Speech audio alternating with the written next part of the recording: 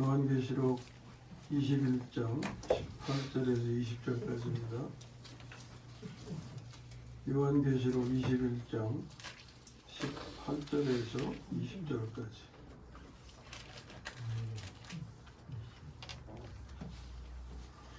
그 성곽은 벽옥으로 쌓였고 그 성은 정금인데 맑은 유리 같더라. 저의 성곽의 기초석은 각색 보석으로 꾸몄는데 첫째 기초석은 벽옥이요, 둘째는 남보석이요, 셋째는 옥수요, 넷째는 녹보석이요, 다섯째는 홍만호요, 여섯째는 홍보석이요, 일곱째는 황옥이요, 여덟째는 녹옥이요, 아홉째는 다망옥이요, 열째는 비치옥이요, 열한째는 청옥이요, 열두째는 자수정이라. 아멘.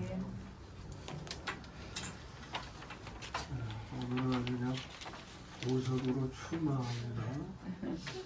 여러분의 주머니에 보석이 그냥 가득 채워지기를 소망합니다. 주머니 열어두세요. 보석으로. 뭐 듣지도 보지도 못한 보석들이 그냥 가득이네.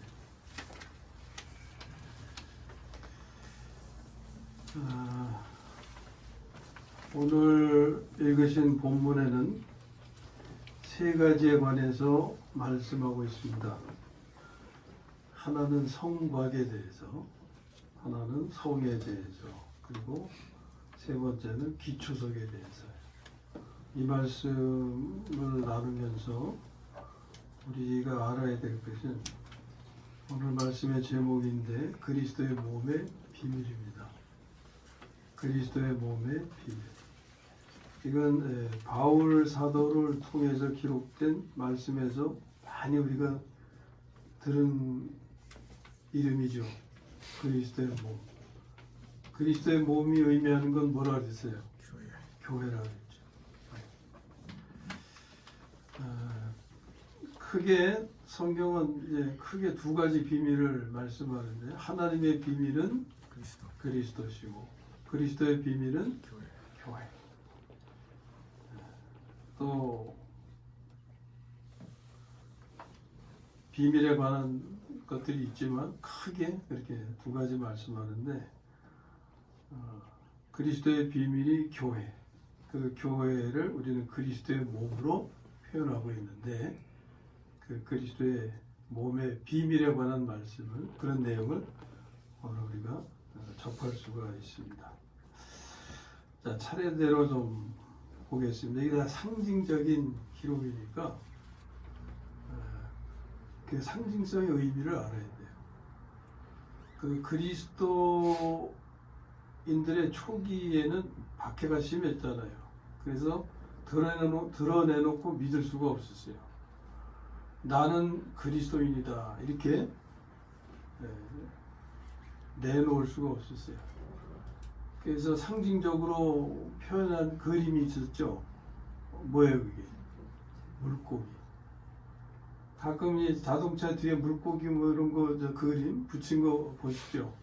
그런 물고기 표시가 그 당시에 그리스도인을 의미하는 상징적인 표시였어요. 또 숫자로는 666 같은 거. 하나님의 말씀도 그냥 드러내놓고 어떻게 할 수가 없으니까 상징과 비유를 통해서 그 의미를 전달하고 했던 겁니다. 자, 우리는 이제 계시록에서 끝부분에 거룩한 성 새 예루살렘에 관한 말씀을 대하면서 오늘은 그 성곽과 성과 기초석이 상징하는 것이 뭔가 이것을 살펴보고자 하는 거예요. 성곽이 어떤 모습입니까? 뭐라 그랬어요? 벽옥이라고 그랬죠. 벽옥. 벽옥이라는 보석을 보셨어요? 모르겠어요. 본 적이 없기 때문에 그냥 성경에 표현된 거니까 그렇게 아는데 이것은 푸른색이라고 해야 되나 녹색이라고 해야 되나 그 색이 상징하는 것은 생명입니다. 생명의 충만. 생명이죠. 왜 검정색은 이 사망을 표현하기 좋은 색이죠. 검정색. 근데 그 녹색은 생명을 표현. 왜 들판에 벼가 확 익었을 때 그런 색깔 있잖아요. 또 산이 봄에 이제 막 나뭇잎이 피고 그러면은 녹색으로 변하잖아요. 이 생명의 충만을 표현하는 색깔이에요. 이 성곽을 벼곡으로 표현하고 있는데 이 충만한 생명은 옛 생명을 나타내는 게 아니죠. 하나님의 생명을 나타내는 거고 하나님을 표현하는 거예요. 앞에서 이제 요한계시록 4장 3절의 말씀에서 처음 하나님의 모습을 벼곡으로 표현한 걸 우리가 보게 되는데 거기 보면 앉으신 이의 모양이 벼곡 같고 있어요. 앉으신 이의 모양, 보좌에 앉으심이 하나님이시죠. 그분의 모습이 벼곡 같고. 그러면 하나님의 표현을 벼곡 같다고 할 때에 이것은 우리와 어떤 관계가 있겠느냐 하는 거예요. 그냥 하나님에 대한 것만 말씀하고 지나가는 게 아니에요. 그 모든 말씀은 나와 우리와 관련 지어진 것들이죠. 그러면 하나님의 표현을 나타내는 벼곡은 우리에게 어떤 의미가 있냐면 우리의 표현도 이와 같아야 된다는 거예요. 우리의 표현. 왜? 하나님의 표현은 직접적으로 나타날 수가 없죠. 하나님을 직접적으로 나타내셔서 우리가 하나님을 직접적으로 대면하면 어떻게 돼요? 죽어요. 즉사예요, 즉사.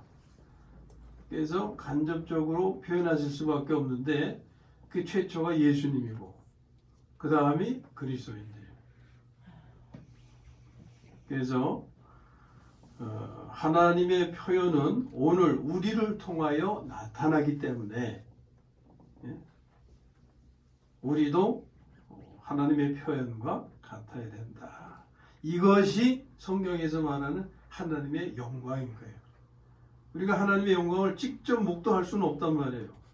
간접적으로 목도하는데 하나님의 생명에 표현된 것이 하나님의 영광이라고. 아멘.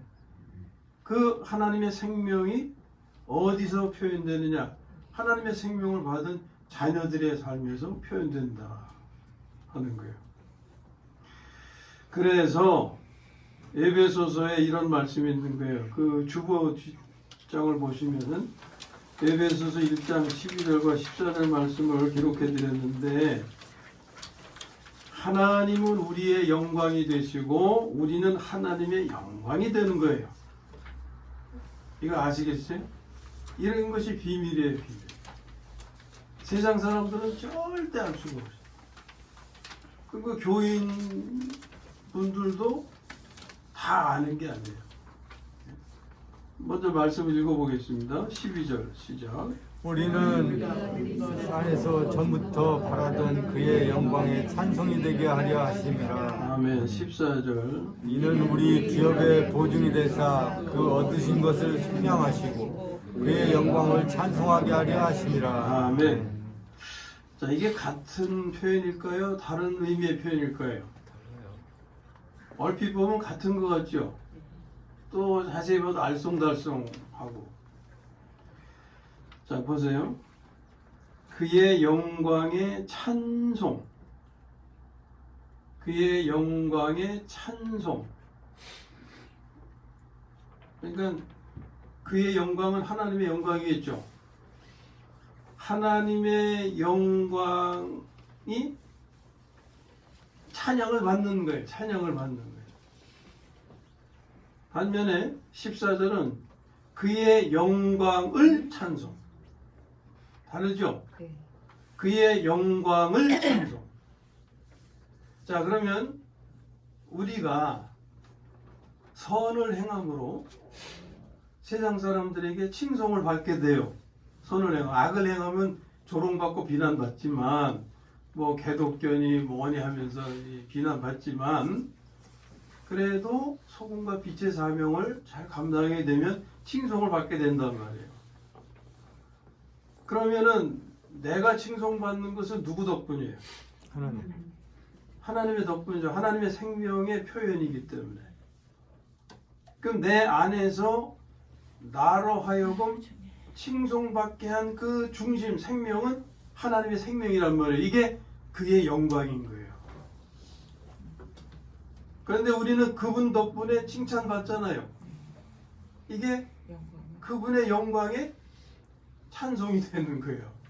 찬송을 받는 거예요. 아멘. 아멘. 이해하시겠어요? 네. 네. 자, 이것이 성곽이 벽옥 같다라는 말씀에 담긴 그런 의미입니다.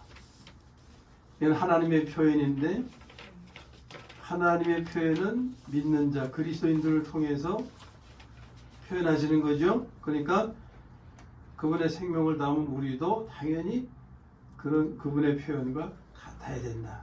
이런 것 뜻을 전하고 있는 거예요. 두 번째, 성에 대한 겁니다.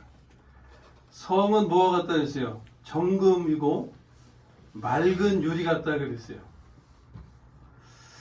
자, 금은 신성을 상징하는 금속이라 그랬죠. 예? 금은. 자, 이것은 그리스도인이 거듭날 때 받은 하나님의 생명을 상징하는 겁니다. 근데 이 하나님의 생명이 어디에 감춰져 있다 그랬잖아요. 어디에? 하나님 안에. 하나님 안에. 하나님 안에 감추어져 있다는 말씀은 골로새서 3장 3절에서 우리가 봤어요. 같이 읽어봅니다. 이는 너희가 죽었고 너의 생명이 그리스도와 함께 하나님 안에 감추어졌으며. 아멘. 너희가 죽었고는 옛 생명은 죽었고 그 다음에 너희 생명, 이 생명은 이건 하나님의 생명이에요. 죽은 옛 생명이 살아난 생명이 아니고 아시겠어요? 이 하나님께로부터 받은 이 생명이 그리스도와 함께 하나님 안에 감춰졌다. 그리고 이 생명이 마지막 때 주님 오실 때죠. 주님 오실 때 거룩한 성 새 예루살렘으로 나타난다고 하는 거예요. 계시록에서. 자, 먼저 골로새서 3장 4절에서 그 말씀을 봅니다. 읽습니다. 시작. 우리 생명이신 그리스도께서 나타나실 그때 너희도 그와 함께 영광 중에 나타나리라. 아멘. 그리스도와 함께 하나님 안에 감춰졌던 이 생명이 나타날 때 그게 거룩한 성 새 예루살렘으로 나타나는 거예요. 그 예루살렘에 대한 말씀을 주보에는 없는데 성경 가까이에 있으니까 21장 2절을 읽습니다.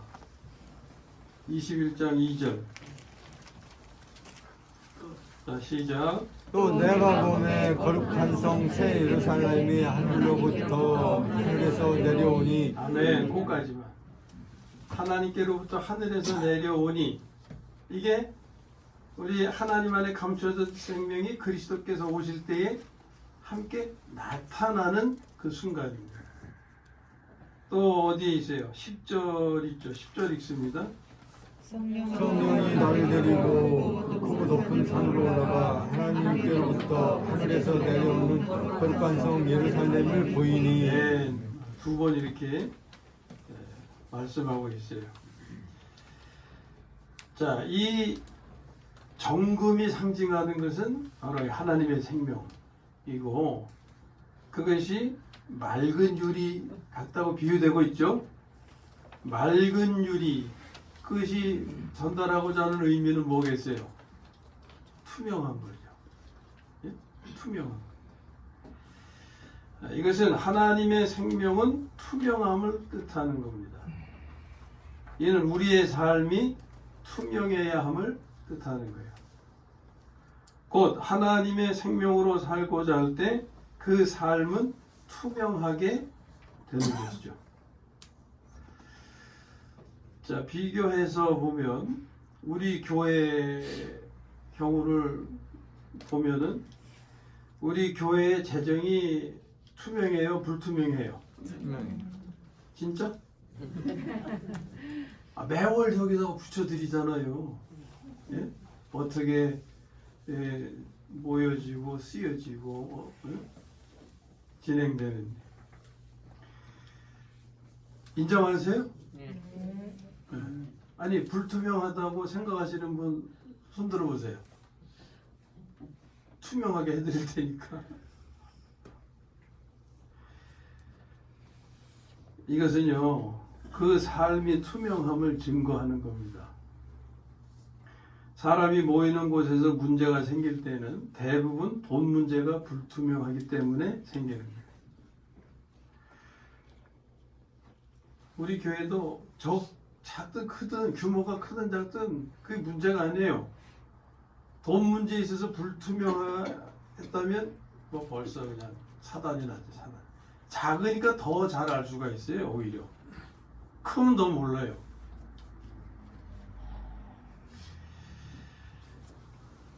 대부분 돈 문제가 불투명하기 때문에 문제가 생기게 되는데 그것은 삶이 불투명하기 때문이죠.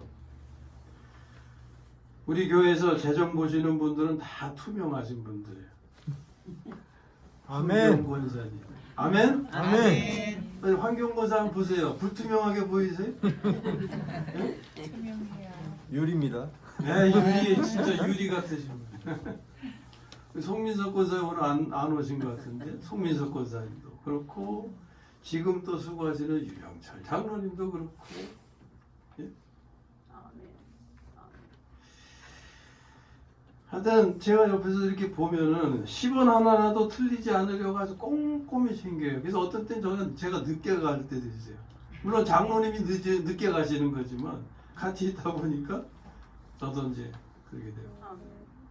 그냥 대충 하셔도 될 것 같은데 계산이 안 맞는다고.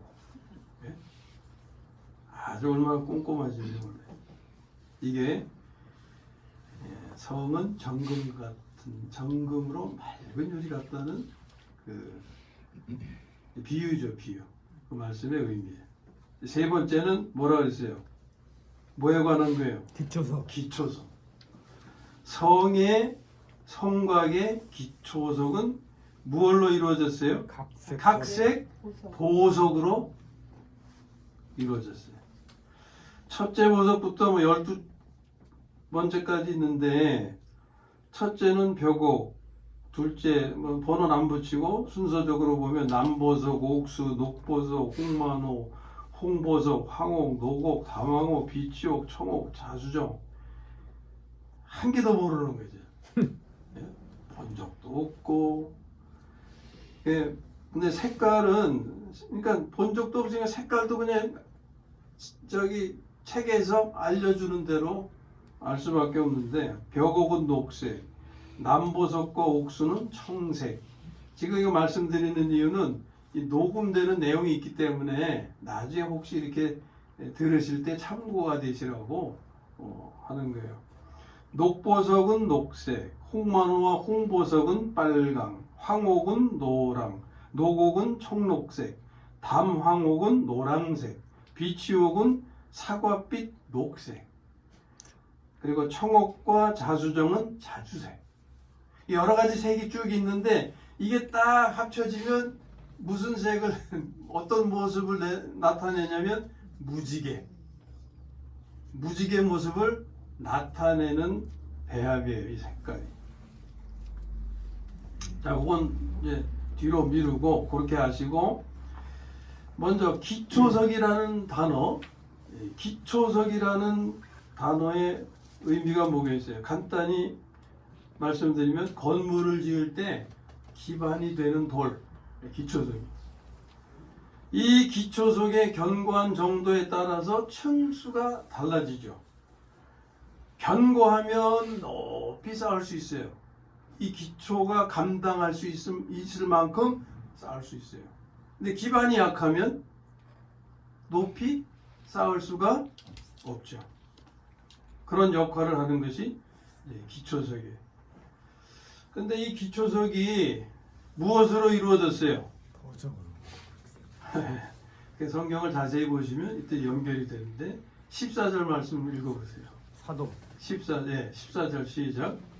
그 성문에는 12 기초석이 있고 그 위에는 어린 양의 12 사도의 이름이 있더라. 아멘.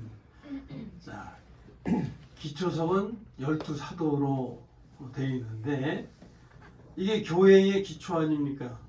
근데 에베소서에 보면은 교회의 기초가 또 한 부분이 있어요. 무엇이었을까?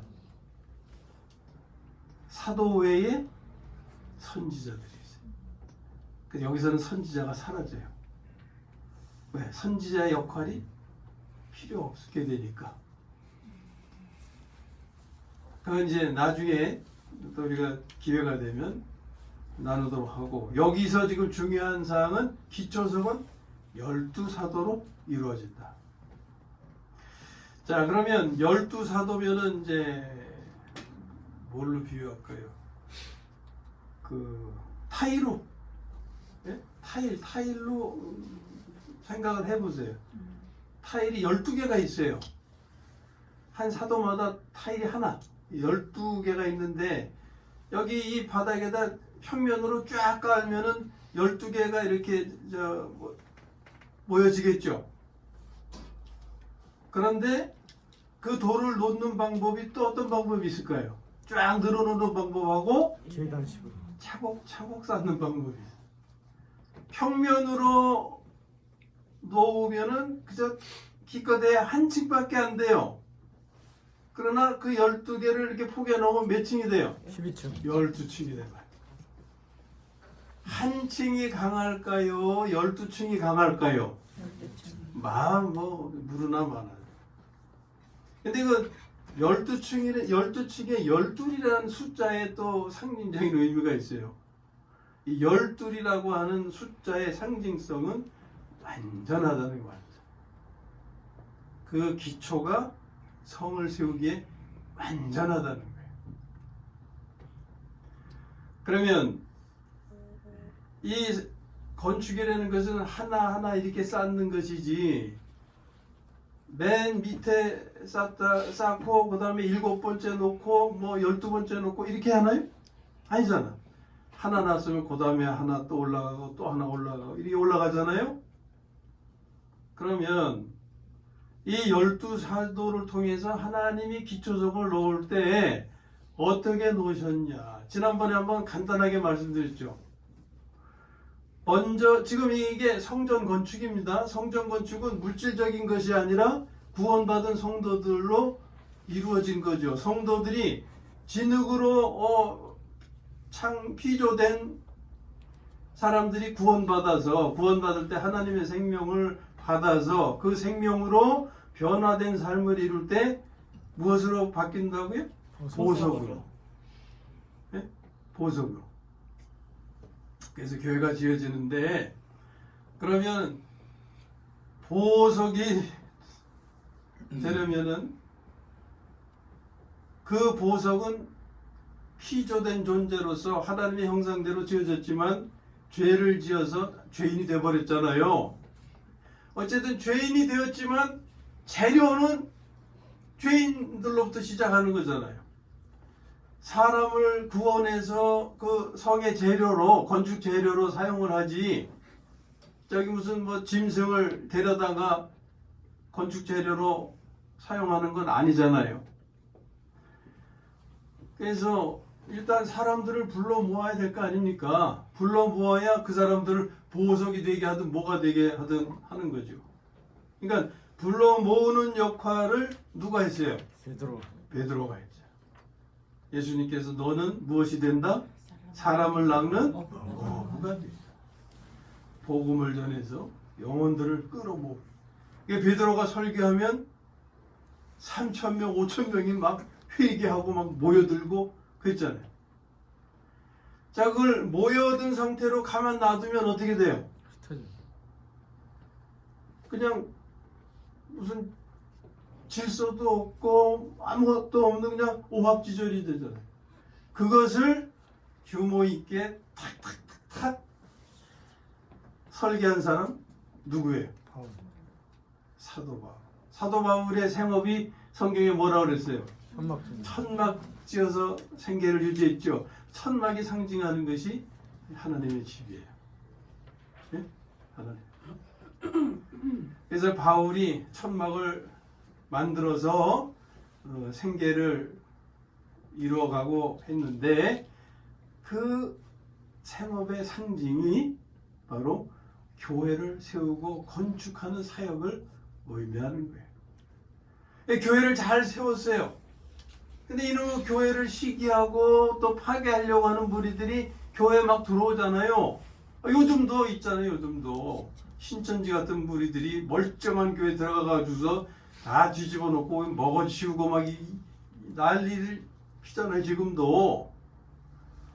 그러니까 그 당시에 교회를 지키기 위해서 하나님의 일꾼들이 하나님의 말씀을 다 정비하고 뭐 이래서 나타나는 것이 교리가 되고 사도신경이 되고 뭐 이런 것들이 이제 전해지고 있는 거예요.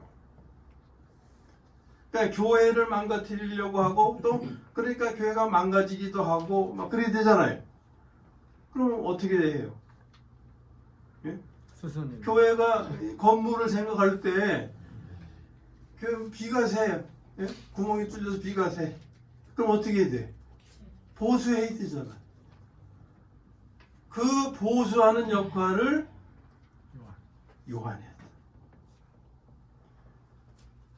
예수님이 부르신 어부 중에 베드로, 안드레, 야고보, 요한 이들 형제잖아요. 베드로, 안드레가 형제고 야고보, 요한이 또 형제고 그들이 각각 하는 일이 어부지만 달랐잖아요.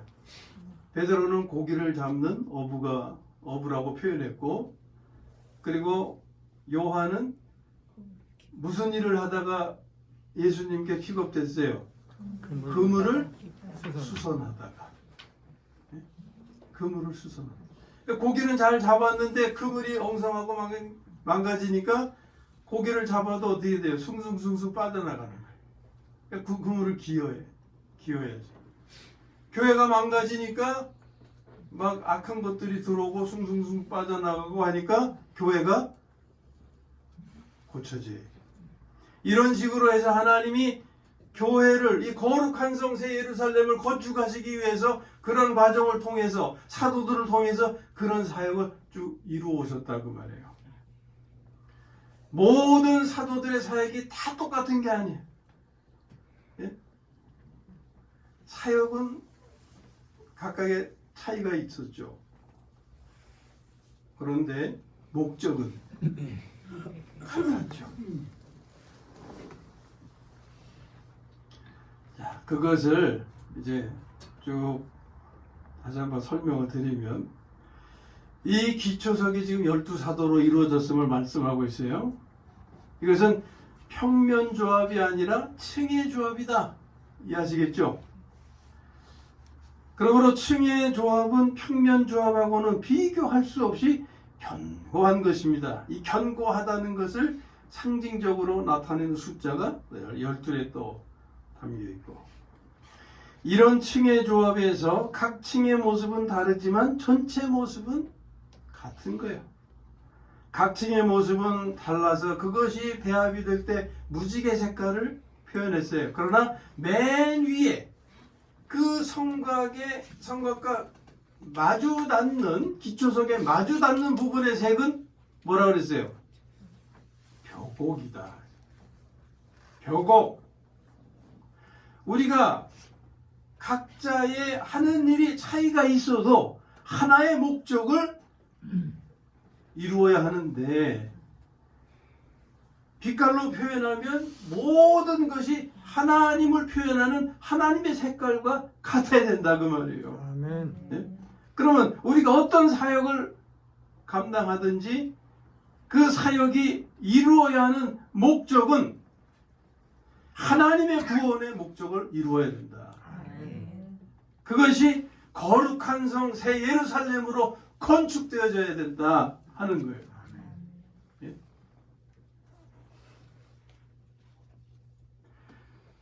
그것을 상징하는 것이 기초석에 담겨 있는 말씀의 뜻인 거예요. 이제 무지개 모습의 의미를 우리가 좀 보면 이게 성의 기초가 되는 거예요. 12층이 성의 기초잖아요. 근데 그 색깔이 조합되어서 무지개의 빛을 나타낸다. 그 의미는 뭐냐? 무지개는 뭐와 관련이 있습니까? 하나님의 심판. 언약과 관련이 있죠. 언약과 관련이 있어요. 심판에 대한 언약과 관련이 있는 거예요. 그 언약을 주보에 기록해 드렸는데 창세기 9장 12절에서 15절까지 한번 읽어보겠습니다. 12절은 짝수는 남자분, 홀수는 여자분. 시작. 하나님이 이르시되 내가 나와 너희와 및 너희와 함께하는 모든 생물 사이에 대대로 영원히 세우는 언약의 증거는 이것이니라. 내가 내 무지개를 구름 속에 보았나니 이것이 나와 세상 사이의 언약의 증거니라. 내가 구름으로 땅을 덮을 때에 무지개가 구름 속에 나타나면 내가 나와 너희와 및 육체를 가진 모든 생물 사이에 내 언약을 기억하리니 다시는 우리 모든 육체를 멸하는 홍수가 되지 아니할지라. 아멘. 아멘. 12절에 대대로 영원히 세우는 언약의 증거 이런 말씀이 있고 13절에 내 무지개라고 하면서 이것이 나와 세상 사이의 언약의 증거니라. 14절에 무지개 말씀하고 15절에 내 언약을 기억하리니 이 무지개를 보고 무지개를 볼 때 다시는 물이 모든 육체를 멸하는 홍수가 되지 아니할지라. 그래서 앞으로의 심판에는 홍수 심판 없는 거예요. 그러나 무슨 심판이 있다고 그랬어요? 불의 심판이 있다고 그랬죠. 자, 이게 하나님의 언약을 상징하는 게 이제 무지개인데 이 무지개가 기초석에 빛깔인 것의 의미는 성이 하나님이 지금 세우시는 성이 언약을 지키시는 하나님의 신실하심에 의해 건축되고 보증됨을 상징한다. 아멘. 그런 의미를 가지고 있는 거예요. 그래서 그 기초가 하나님이 그분의 언약을 이행하시는 바로 그 신실함 위에 건축되기 때문에 그것은 신뢰할 만하고 믿을 만한 것이다 라는 겁니다. 이걸 우리에게 전하고자 하시는 거예요. 자, 여기까지가 이제 본문에서 전하고자 하는 세 가지 성곽과 성과 기초석에 관한 내용을 우리가 나누었습니다.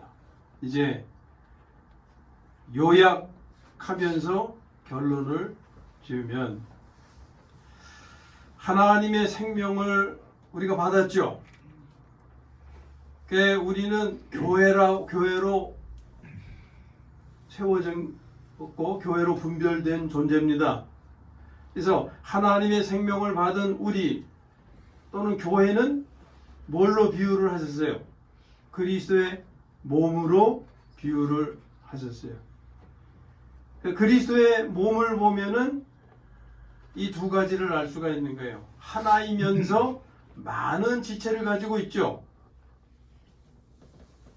하나인 점은 바로 통일성을 상징하는 것이고 많은 지체를 가지고 있는 것은 다양성을 의미하는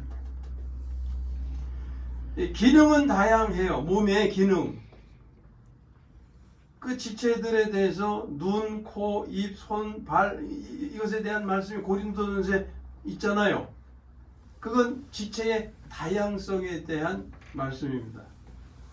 기능은 다양하지만 어떻게 해야 된다 그랬어요? 한 목적을 지향해야 된다. 그 한 목적이라는 것은 성장과 성숙을 통해서 무엇을 이루어야겠어요? 사람다움을 이루어야 된다. 이 하나님의 목적이잖아요. 예? 사람으로서 사람이 사람이라고 다 사람이냐? 사람다워야 사람이지. 이거 안 믿는 사람들도 깨우친 진리. 그런데 하물며 하나님이 간절히 원하시고 이루고자 하시는 거죠. 사람다움을 회복하는. 근데 거기서 끝이면 안 되고 더 한 걸음 더 나아가서 이 사회에 어떤 존재? 빛과 소금과 빛의 존재가 되기를 원하시는 거죠. 이게 몸이 지향해야 할 똑같은 목표예요. 나는 이것 할래, 나는 저것을 할래, 이게 아니라 하나님의 목표를 위해서 기능적으로 하는 일은 다를 수 있어도 기능적으로 다른 일을 한다고 목표까지 달라져서는 안 된다 그 말이에요. 다른 목표를 가진 다른 기능은 그것은 이단인 거예요. 이단. 몸의 지체가 아니에요. 몸이 아닌 거예요.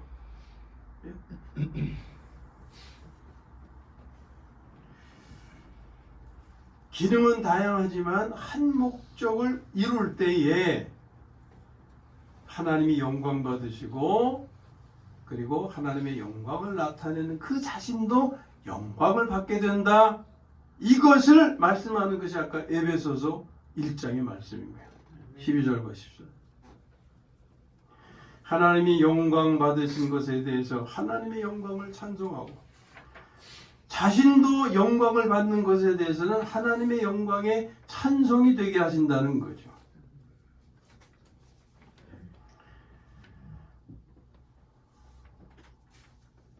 그리고 우리의 삶은 투명해야 된다. 곧 하나님의 생명으로 살기를 힘써야 한다. 우리가 옛 생명으로 살기 시작하면 불투명해지는 거예요. 불투명한 상태에서 우리가 다시 하나님의 생명으로 사는 삶을 회복해가면 투명해지게 되는 거죠. 결국 우리는 하나님의 표현이 되어야 하는 겁니다. 보석으로 치면 벼고 색깔로 치면 녹색. 이는 거룩한 성 새 예루살렘으로 건축이 되는 겁니다. 이것이 그리스도의 몸의 비밀이에요. 교회의 비밀입니다. 아무쪼록 하나님의 은혜로 하나님의 생명을 받은 우리는 사람답고 투명하며 하나님을 표현하는 삶을 이루므로 거룩한 성 새 예루살렘으로 건축되어서 하나님과 영원히 영생하시게 되기를 주님의 이름으로 축원합니다.